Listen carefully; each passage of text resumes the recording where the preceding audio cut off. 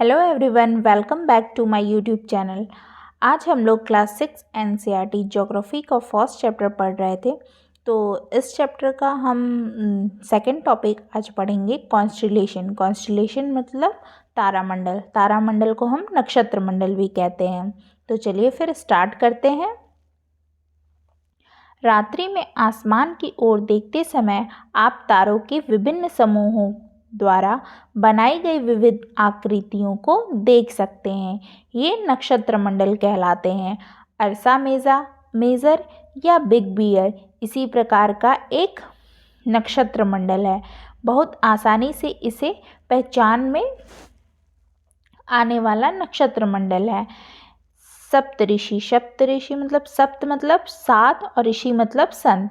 यह 7 तारों का समूह है जो कि नक्षत्र मंडल अर्सा मेजर का भाग है। तो कहने का मतलब है इसका कि जब हम बहुत सारे तारे हमें जब दिखाई पड़ते हैं तो ये जो तारे जब मिल कर के एक ग्रुप बनाते हैं, ग्रुप मतलब कि एक स्ट्रक्चर या पैटर्न बनाने लगते हैं, तो ये वो जो पैटर्न बनता है उस पैटर्न को हम कॉन्स्टेलेशन कहते हैं। मतलब कि जो हम तारों का समूह देख रहे हैं तो उससे ही हम कॉन्स्टेलेशन कहेंगे। ठीक है, तो चलिए हम इसे डायग्राम से समझते हैं। ये देखिए, इसमें इसको सप्तऋषि, हिंदी में से सप्तऋषि तारामंडल भी कहते हैं। ये 7 तारों का समूह होता है। 1 2 3 4 5 6 7, ये 7 तारों का समूह मिलकर के ये क्या सप्तऋषि तारामंडल कहलाता है। और ये एक आकृति बनता है, एक स्ट्रक्चर तैयार है ना, देखिए। तो इसे हम सप्तऋषि या उर्सा मेजर भी कहते हैं और इसे काफ़ी आसानी से हम इसे आइडेंटिफाई भी कर सकते हैं। ठीक। पोल स्टार, पोल स्टार में भी क्या होता है कि हम सबसे पहले सप्तऋषि को आइडेंटिफाई करेंगे, सप्तऋषि तारामंडल को, उसके बाद ही हमें पोल स्टार दिखाई पड़ता है। वो कैसे, देखिए 1 2 3 4 5 6 7, तो पहले हमें सप्तऋषि तारामंडल दिखाई पड़े। हाँ, उसके बाद ये हम इतना देखने के बाद एक जो पॉइंटिंग स्टार होता है यहाँ पे, वो सीधा हमें दिखाई पड़ता है यहाँ पे नॉर्थ पोल पे। नॉर्थ पोल जो होता है वहाँ पे नॉर्थ पोल डायरेक्शन दिखाई पड़ता है और वो है हमारा पोल स्टार कहलाता है। तो कहने का मतलब है कि मान लीजिए ये पृथ्वी है, पृथ्वी के बीचों बीच हम खड़े हैं, हाँ सेंटर में, और हम सीधा ऊपर देख रहे हैं, तो हमें क्या दिखाई पड़ेगा, ये नॉर्थ डायरेक्शन दिखाई पड़ता है। ऊपर हम देखते हैं तो पहले हमें नॉर्थ डायरेक्शन ही दिखेगा।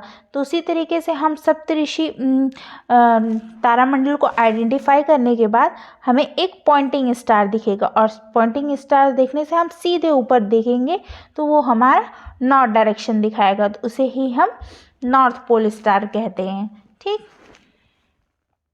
तो पोल स्टार्स के हमें फ़ायदे क्या हैं, तो हम जानते हैं ना कि मॉर्निंग में सनराइज़ कहाँ से होती है, तो सनराइज़ ईस्ट से होती है, हमें पता ही है।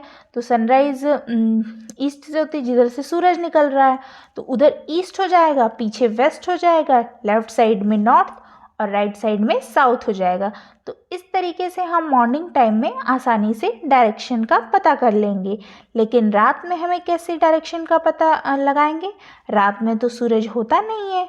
ठीक है, उस सेंस में हम डायरेक्शन का पता करने के लिए हमें पोल स्टार्स हमेशा मदद करता है। तो पोल स्टार्स हमें नॉर्थ डायरेक्शन दिखाता है। क्यों, क्योंकि वो नॉर्थ पोल में होता है। ठीक है, तो लेकिन ये हम पोल स्टार पता है एंशियंट टाइम में कैसे हम डायरेक्शन का पता करते थे। ठीक, तो उस टाइम हम डायरेक्शन का पता इस तरीके से करते थे कि मतलब मान लीजिए कि रात हो रही है, ठीक, और हमें रात हो रही है और हमें डायरेक्शन का पता करना है। ठीक, तो हम क्या करेंगे कि नॉर्थ डायरेक्शन में जाएंगे और देखेंगे कि और हम आइडेंटिफाई करेंगे, उस टाइम हम आइडेंटिफाई करेंगे कि सबसे ब्राइटनेस जो चमकता हुआ जो तारा होता है दिख रहा है, कहाँ पे दिख रहा है, और सप्तऋषि कॉन्स्टेलेशन से हम उसे देखेंगे या देखूंगी। ठीक, तो 7 स्टार्स जो होते हैं 7 स्टार्स का ग्रुप बनता है। और ये जो पॉइंटिंग स्टार्स जहाँ पॉइंट करेगा ये देख रहे हैं ना, 7 स्टार्स का ग्रुप बना, और यहाँ से एक स्टार जो पॉइंटिंग कर रहा है, सीधा पॉइंटिंग करेगा, उस तरफ क्या रहेगा, हमारा नॉर्थ रहेगा, क्योंकि उस तरफ हमारा नॉर्थ पोल स्टार्स है। ठीक है, तो सबसे पहले क्या हम आइडेंटिफाई करेंगे कि सबसे चमकता हुआ तारा किधर है, और सप्तऋषि कॉन्स्टलेशन के से हम उसको देखेंगे। ठीक, तो हमें सीधा दिखाई पड़ता है कि ये नॉर्थ पोल स्टार है। ठीक है, तो ऐसे उस टाइम में डायरेक्शन का पता हम एंशिएंट टाइम में इसी तरीके से लगाते थे। ठीक,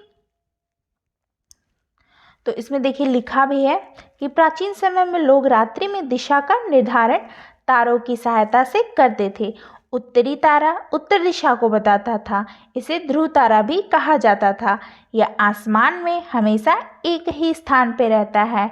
हम सप्तऋषि की सहायता से ध्रुव तारे की स्थिति को जान सकते हैं।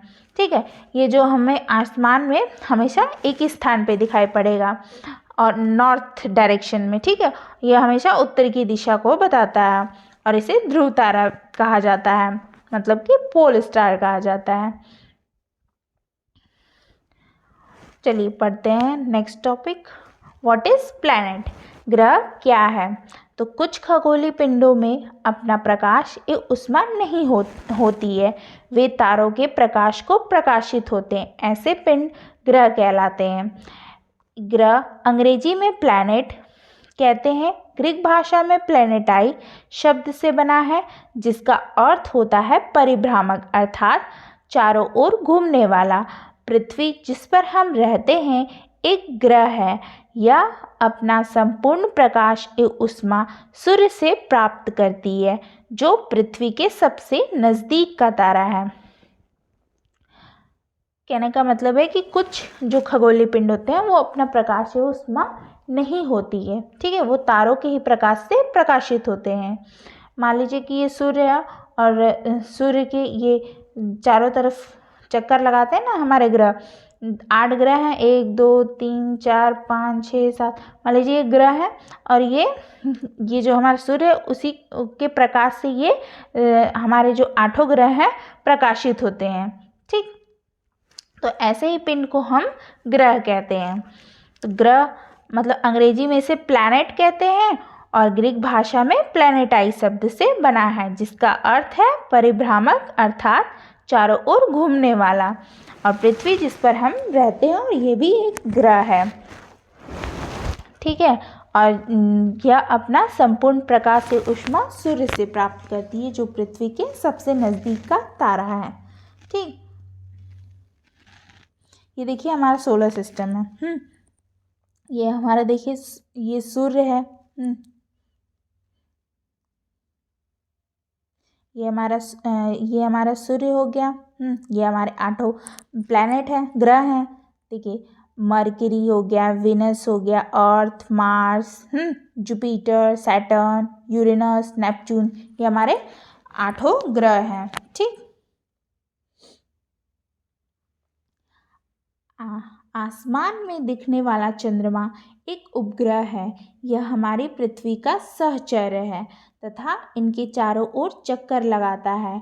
हमारी पृथ्वी के समान 7 अन्य ग्रह हैं जो सूर्य के से प्रकाश एवं ऊष्मा प्राप्त करते हैं। उनमें से कुछ के पास अपने चंद्रमा भी हैं। इसमें आसमान में मतलब कि आसमान में जो हमें चंद्रमा दिखता है ये एक उपग्रह भी है। ठीक है, यह हमारी पृथ्वी का सहचर्य भी है। हमने फर्स्ट वीडियो में आपको बताया था ना कि जो हमारा पृथ्वी है, पृथ्वी के जो चारों ओर मून हमारा चक्कर लगाता है, चंद्रमा हाँ चारों तरफ चक्कर लगाता है वो, और 27 डेज में एक चक्कर पूरा अपना करता है, और ये हमारे पृथ्वी के ही समान है। ठीक है, और इससे 7 अन्य ग्रह भी हैं जो सूर्य से प्रकाश एवं ऊष्मा प्राप्त करते हैं। उनमें से कुछ के पास अपने चंद्रमा भी है। तो और इस देख रहे हैं ना ये डायग्राम में, ये सूर्य बीच में और इसके चारों तरफ ये सारे प्लैनेट्स घूम रहे हैं। ठीक, चारों तरफ प्लैनेट घूम रहे हैं ना ये गोलाई में।